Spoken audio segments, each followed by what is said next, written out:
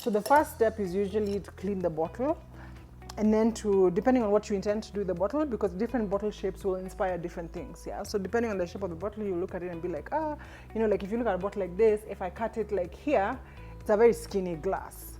So then, like, what if I made it into a vase where someone could put it like at a small table with like a flower? It does something differently. So being able to understand the shape of the bottle and what you intend to do and where you intend to cut it is like the first step. Once you've cleaned and you've identified how you'd like to cut it, then your next step is to score it. And when I say score, I mean like basically you're drawing a line with a tool.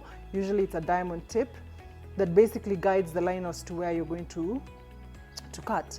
And once you cut, which is a heat and cold process, then you have to polish. And the polishing is probably the most intense part or the most involving part, because you have to sand it using sanding paper, if you will, and you have to do different grades to get the smoothness that you desire. That's a physical activity. And then if you really want the smooth edges like these on the top, then you have to fire a bit on the rim. So yeah, so once you get to that point, then you have your finished glass or item, then you start your painting process. So depending on if it's a single layer painting, so like there are some paintings where you're layering different colors. Like for instance, you can see like these are different colors on top of different colors. So you have to wait for one round to dry. If it's cold like it is right now or cool, then maybe you have to come back tomorrow to do the next layer. So it all depends on the design. A design like this one I'm doing is a bit more straightforward because it's a single color, and it's just once I'm done, it's going to dry, and by tomorrow, in 2 days, I'll be able to put it in the fire and cure it.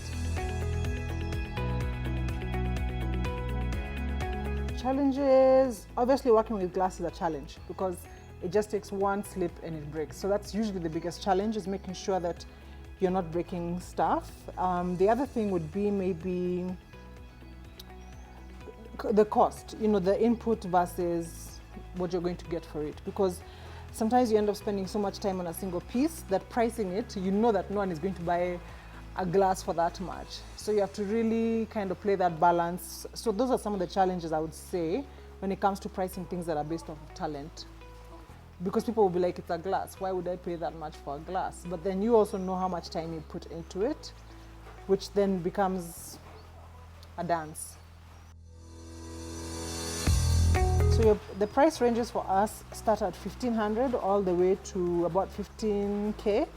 15K, you're looking at your mirrors. We do mirrors as well, and we do wall hooks and stuff like that. But when it comes to like a set of 4 drinking glasses, you're looking at about 2,500, 3,500 bob.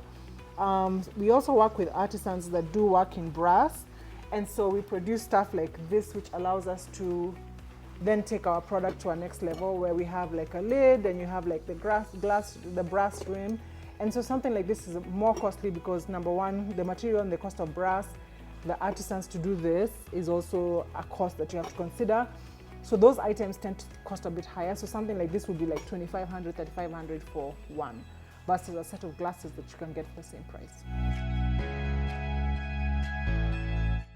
Most of my business has been market driven in terms of artisan markets in Nairobi.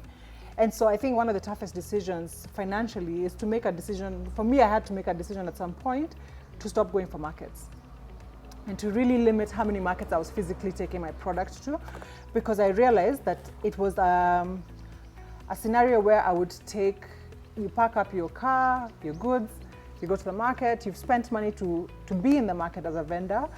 You get there, maybe you broke one on the way, and then while you're there, it's like you're just kind of hanging around. And I realized that the market space in Nairobi has gotten very saturated, so you find that it's become a business. So the person hosting the market is not really invested in what you're selling. They're invested in like as many vendors as possible to pay their 3K, come and get a table. Whether you sell or don't, it's none of their business. It's also a risk you have taken business. And so at that point, I had to think, what's the next strategy that can work better? So for me now, I'm working with retail outlets, which is better because you have a shelf space that's guaranteed that you will have eyes that fall on those items at some point during the month. You'll have different traffic. And so now studying those, because those also cost. So you have to kind of spend money to make money. And so we're slowly connecting with the kind of retail space that embraces what we do.